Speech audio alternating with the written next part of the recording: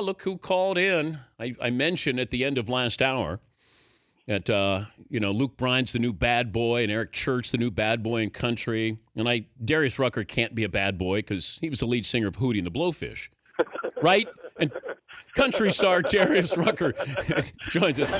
That's funny but true.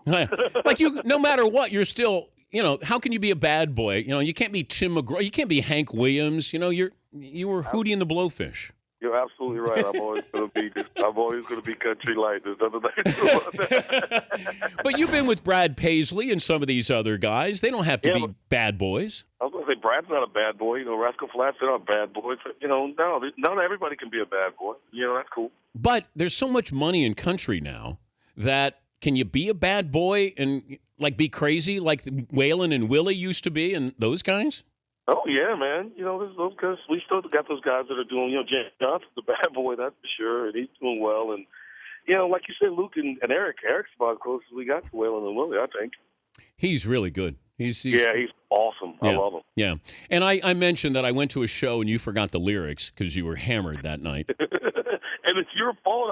You act like we just got hammered for every show. You show up before the show and you're pouring shots and telling us how lame we are if we don't drink with you. So of course I'm hammered when I go on. I know. I act as if these guys are the Who or Zeppelin, and it's Hootie and the Blowfish. They're nice guys, and I'm saying you guys are so soft. You guys make me sick. You're not a rock and roll band. And they go, no, we're not a rock and roll band. Next thing I know, it's Yeager and Jim Beam. They're called Beggars. So that's so nasty. They're doing shots, and at one point, Darius turns to me and he goes, What are the lyrics of this song? The funny thing is the song is going on, and I look at you like, oh, man, what are the words? You're like, I don't know. Oh, God. What city are you in? Actually, last night I played in Hershey in the building that Wilt scored 100 points in. And it's almost to the day. It was March 2nd when Wilt scored 100 points. Yeah.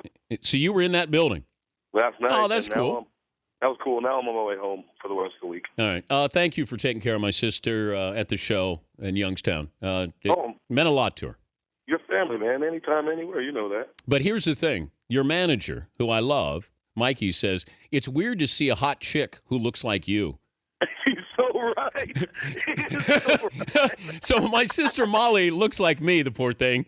And Mikey, Darius's tour manager, yeah, it's weird to look at her, a hot chick. And I kept thinking, she looks like you.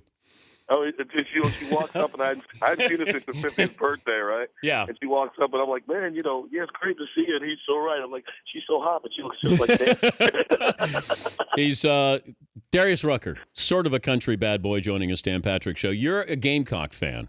Yeah. Jadeveon Clowney, and the jury is still out. Now, if you had the number one pick in the draft, and you being a South Carolina fan, are you taking Clowney?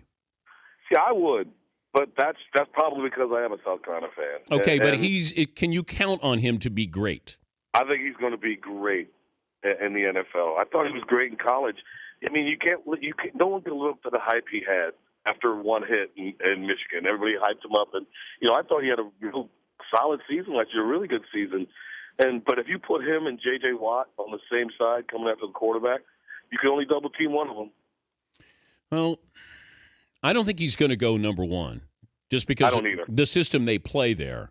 Because they don't have defensive. You have J.J. Watt. He wants to be, I think, a linebacker. So I think they may use him as one of those edge rushers, whatever they call it. But I think Clowney. It's an interesting case study because I hate when somebody says work ethic and heart.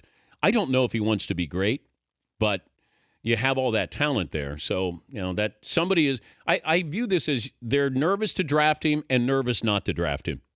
I know he wants to be great. Clowney's a great kid, and he wants to be great. And at the next level, he wants to be one of the all-time greats. But, he used to need a quarterback, man. And that need, I think, is more important than who's the best player in the draft. I think what you need is what you got to go get. I saw on Twitter where you were parroting me. You said you think Calipari's going to end up leaving Kentucky and going to the Knicks. No, I think he's going to stay at Kentucky. But I think if he does leave, he's going to go to the Knicks. I wouldn't leave Kentucky. That's just one of the best jobs in basketball. I'd never leave Kentucky. I'd be there forever. Okay, but imagine that you're there at Kentucky, and put it into your vernacular. Let's say you have number one songs. You have to keep churning it out. And then you have an album that comes out, it's not any good. Okay. That's Kentucky basketball. You got to keep churning out number one hits. And after a while, the pressure, I mean, it can be Taylor Swift only so long.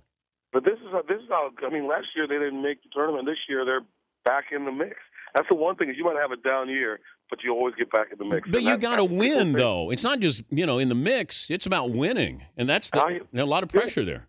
He'll win, and you can't win every year. No one can win every year. He'll win again. Hey, by the way, didn't you win a Grammy? I sure did. Hello? Didn't you promise me? Next time I come, I'm bringing my Hootie the Blowfish Best New Artist Grammy, and I'm letting it to you for a year. How old is that thing? 18 years old. It's been 18 years between Grammy wins for me, bro. Is that the longest stretch of Grammys? In between? So. Okay, was I with you? Remember we saw the band, what was it, live? Ed Kowalczyk or something like that? Oh, live, yeah. Uh-huh. But we were in New York at the Grammys, and I went with you guys, and I don't know if that was the first year. It was our first year. We've only been 1 year. Okay, so then you won it that year. Yep. Okay, so I was there. Yeah, all right. Yep, you were there from two of my Grammy wins, absolutely. Well, I feel like I helped win that, to be honest. You're the fifth member of the band. I know. You're the fifth Hootie. You know that. It's still my favorite moment. We're in Vegas. And you... Well, no, I'm not going to tell any of those stories.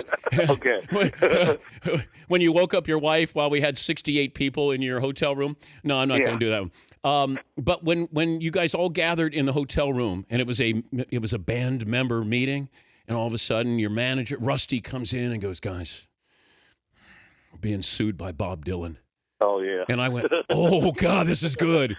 How much? How much? And he said, because you said Tangled Up in Blue, a Dylan lyric, it cost you $200,000, I think. Yeah, it did. Was it worth it, though? It was absolutely. I made him $200,000 through that, and I made him about $8 million with Wagon Wheel, so he loves me.